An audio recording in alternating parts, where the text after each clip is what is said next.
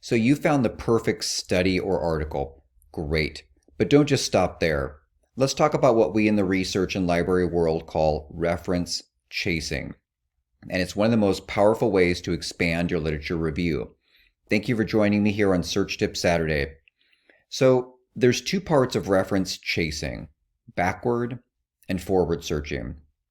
I guarantee you've already done backward searching. You might just not be familiar with that term.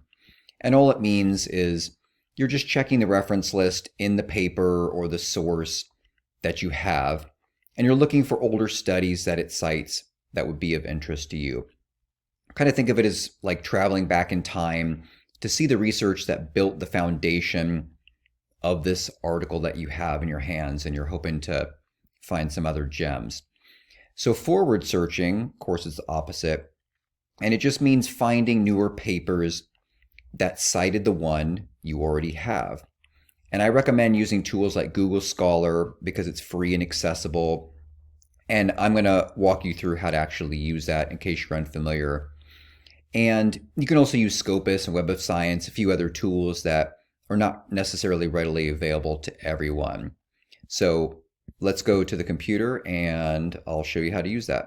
So just to show you what backward and forward searching look like in practice, let's say you're hunting down articles and studies that pertain to spinal fusion where the patient is a hemophiliac or a factor IX, and you come across this gem and it's exactly what you were looking for.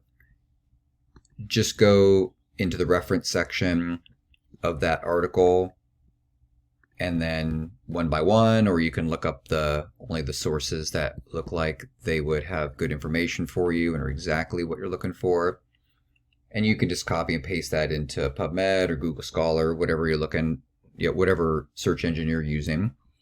And so this is backward searching. So forward searching is where you copy the title of your article and go back to Google Scholar and just paste that in there, search for it. And after you've verified that it's the same article that you're working with, scroll down here to where it says cited by, and it'll have a number. And that number just indicates the number of articles or studies or sources that have cited your article. And you can just click on that and then scroll through those and find sources that are of interest. Reference chasing is not just smart, it is essential, especially if you're dealing with a really niche topic or situation where there's just not a lot of literature or case studies out there. And if you want to build a reliable foundation for your argument or your analysis, you have to chase the references both ways. I hope you found this edition of Search Tip Saturday helpful.